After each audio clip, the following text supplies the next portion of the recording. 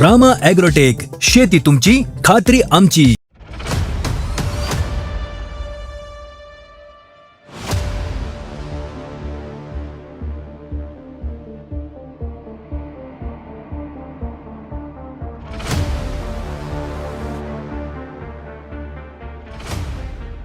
रामकृष्ण हरी शेतकरी मित्रांनो, मी सचिन माने, प्रतिनिधी रामा ॲग्रोटेक. रामा ॲग्रोटेकच्या ऑफिशियल यूट्यूब चॅनलमध्ये तुमच्या सर्वांचं सहर्ष स्वागत आहे. मित्रांनो, आज आपण आलेलो आहोत काशी या गावामध्ये. तर मित्रांनो, तुम्ही बघताय पुणे बेंगलोर नॅशनल हायवे इथून जवळच आहे आणि त्याला लागूनच हा प्लॉट आहे. सुरुवातीला शेतकरी मित्रांनो, तुम्हाला मी या प्लॉटची थोडीशी पार्श्वभूमी सांगतो.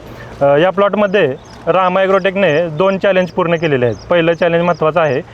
सरांनी आपल्याला सांगितलं होतं की याच्यामध्ये फुटव्यांची संख्या मला व्यवस्थित पाहिजे, तर ते पहिलं महत्त्वाचं चॅलेंज होतं. तुम्ही बघू शकता, या प्रत्येक बेटाला नाही म्हणलं तरी 1 2 3 4 5 6 7 8 9 10 11 12 असे सशक्त फुटवे आहेत.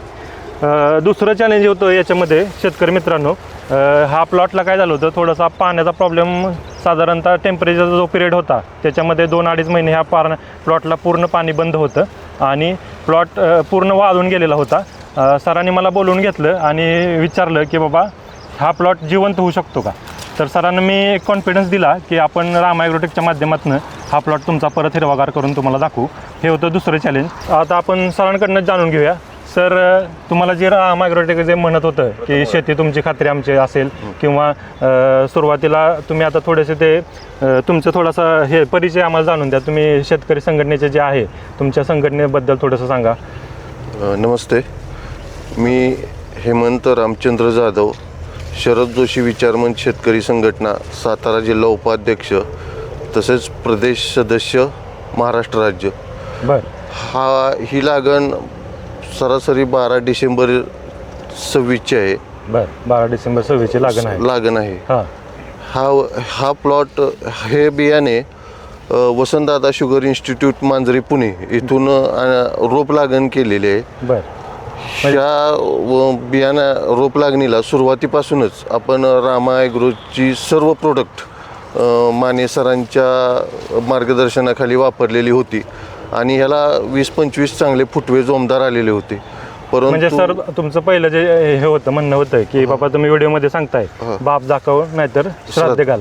तुमचा हा जो डायलॉग आहे ह्याच्यावरती सुद्धा मी एक केस करू शकतो एक शेतकरी संघटनेच्या या नात्याने. तुम्ही एवढं सांगताय कॉन्फिडन्सली की कसं सांगताय ते, आणि त्यानंतर तुम्ही वापरल्यानंतर तुमची काय प्रतिक्रिया होती? नाही, वापरल्यानंतर सुरुवातीला मला माने सरांनी आळवणी दिले, रूट मॅजिक आणि नॅनोशक्ती. ते आळवणी दिल्याबरोबरच मला फुटव्यांची संख्या एक 8 ते 10 दिवसात प्रचंड मोठ्या प्रमाणात आलेली निदर्शनास आली. त्यानंतर माझा विश्वास बसला की आपल्याला हेच प्रोडक्ट पुढं वापरायचे आहेत आणि हे प्रोडक्ट पुढं वापरल्यानंतर अतिशय जोमदार वाढ ऊसाची झाली. परंतु दुर्दैवानं मध्यंतरीच्या टेम्परेचरच्या काही काळामध्ये 2-2.5-3 महिने या ऊसाला अजिबात म्हणजे कसलंच पाणी मिळालं नाही. म्हणजे कंप्लीट 3 महिने टेम्परेचरच्या पिरियडमध्ये याला अजिबात पाणी मिळालंच नाही. आणि त्याच्यानंतर ऊसाची काय अवस्था झाली? पूर्णपणे म्हणजे पूर्ण प्लॉट संपूनच गेला, म्हणजे पूर्ण वाळून गेला होता. आमचे मित्र किशोर काळबोरे आमचे जिवलग मित्र आहेत. सर, तुम्ही सांगा, 3 महिने ह्या प्लॉटला पाणी बंद होतं आणि त्यानंतर कशी अवस्था होती या प्लॉटची? काय पूर्ण वाळल्याचा अवस्था, पूर्ण काय झाला होता? पूर्ण वाळायला जमा होतं. म्हणजे त्याच्यानंतर तुम्हाला वाटत होतं का बाबा हा प्लॉट परत जिवंत होऊ शकतो? नव्हतं वाटत, पण तरी बी आम्ही यांना सांगितलं काय असेल ते आपले एक पाणी सोडून बघू काय होईल ते होईल. म्हणजे तुम्ही त्यांना थोडीशी गॅरंटी दिली बाबा की थोडीशी आपण एकदा ट्राय करून बघूया. की आपले धीर दिला, पाणी सोडा तुम्ही, पुन्हा जिवंत होणार प्लॉट. येस असं आपले थोडेसे त्यांना आधार दिला. आणि सर, तुम्ही मला नंतर ज्यावेळेस बोलवलं की त्यावेळेस तुमचं म्हणणं काय होतं की बाबा हे जिवंत होऊ शकते? पूर्णपणे प्लॉट वाळून गेल्यानंतर मी पूर्ण हातबल झालो होतो. कारण एकतर ही संपूर्ण लागण आपण आपल्या ऊस रोपवाटिकेसाठी बियाणे तयार करण्यासाठी आपण आणलेलं होतं. VSIचं आणलं होतं. पाडेगावची आपली स्वतःच्या बियाणे मळा तयार करून आपण रोपे याचे बनवणार होतो.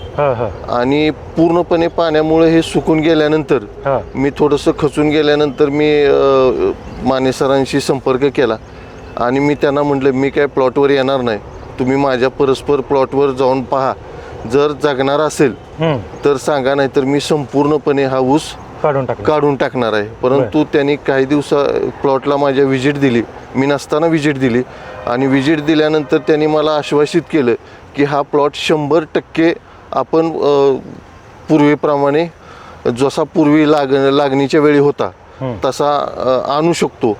म्हणजे आता हा प्लॉट बघून तुम्हाला कसं वाटतं बाबा हे वाळलेला असेल असं कोण विश्वास ठेवतो का? नाही, हा प्लॉट वाळलेला असेल असं कोणी म्हणणार नाही. आणि आता रस्त्याने येणं जाणारी लोक सुद्धा मला आवर्जून विचारतात की हे संपूर्णपणे म्हणजे पूर्ण प्लॉट वाळून गेलेला असताना सुद्धा हे एवढं चांगलं पुन्हा कसं काय आलं. तर ही सगळी कमाल रामा ॲग्रोच्या प्रोडक्टची आहे. माने सरांनी मला एक फवारणी दिली सुरुवातीला.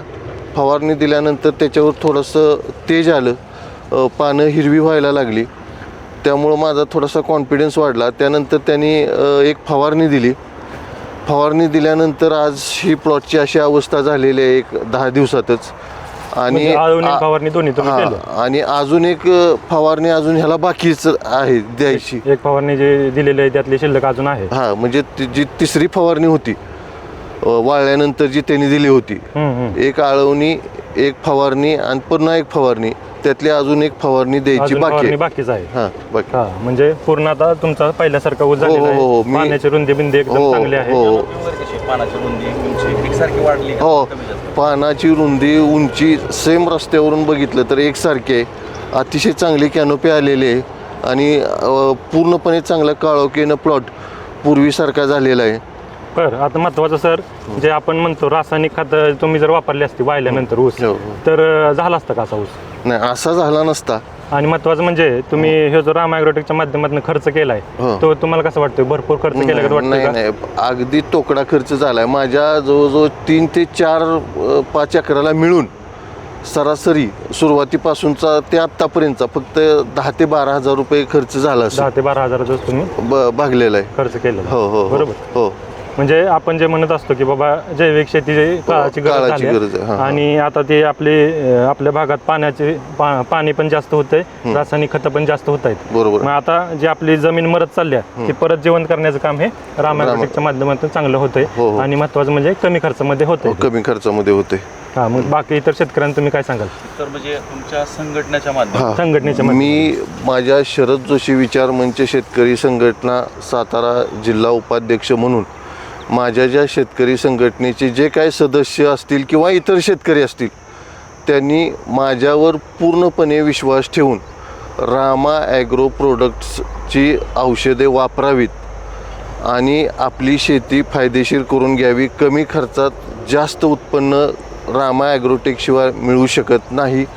म्हणून सर्व शेतकऱ्यांना मी आपल्या माध्यमातून पुन्हा एकदा विनंती करीत आहे की सर्वांनी रामा ॲग्रोटेकची उत्पादने वापरून आपल्या शेतीत भरघोस उत्पन्न घ्यावे. त्याचबरोबर हा संपूर्ण जो प्लॉट आहे हा VSI पुणे, मांजरी पुणे येथून आणलेलं बियाणं आहे.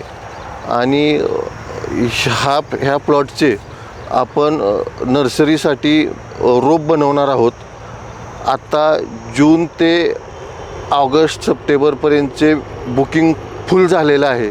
ज्या शेतकऱ्यांना सप्टेंबरपासून पुढे रोप बुकिंग करायचे असेल त्यांनी 96 89 40 37 24 ह्या नंबरशी संपर्क करून सप्टेंबरपासून पुढचे रोप बुकिंग करावे.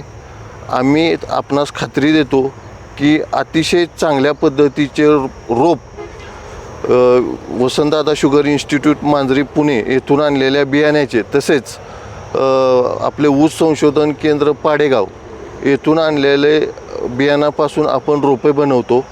त्याचप्रमाणे कोयमुत्तूर येथून 86-032चे कांडी लागण करून आपण इथे बियाणे बनवून त्याचे रोप बनवणार आहोत आणि बनवलेलंही आहे.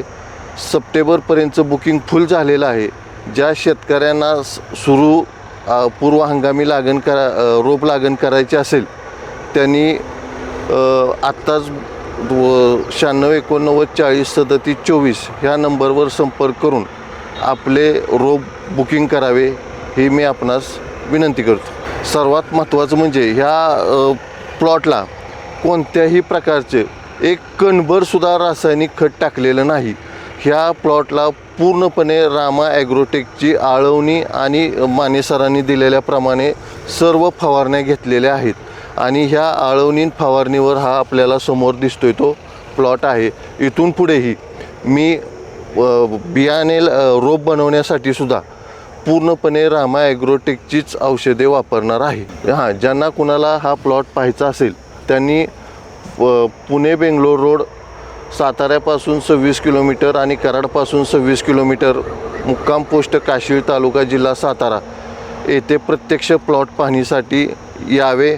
संपर्क करून आला तरी मी माहिती देईन, परस्पर आला तरी तुम्हाला प्लॉट हायवे टच आहे, कुणीही पाहून जाऊ शकता. तर शेतकरी मित्रांनो, जसं तुम्ही बघितलं म्हणजे रामा ॲग्रोटेक जे सांगतं की बाबा माती आपल्याला जिवंत करायची आहे, म्हणजे माती जिवंत करायचं कामसुद्धा रामा ॲग्रोटेक करते. जसं हे पीक पूर्ण मेलेलं होतं, त्या मेलेल्या पिकाला सुद्धा जिवंत करायचं काम रामा ॲग्रोटेक करते. आणि जो शेतकरी दमलाय, खचलाय, हारलाय त्यालासुद्धा पुन्हा एकदा उभारी द्यायचं, जिवंत करायचं काम हे रामा ॲग्रोटेक करते. तर सर, दिलेल्या माहितीबद्दल तुमचे मनस्वी आभार. रामकृष्ण हरी. रामकृष्ण.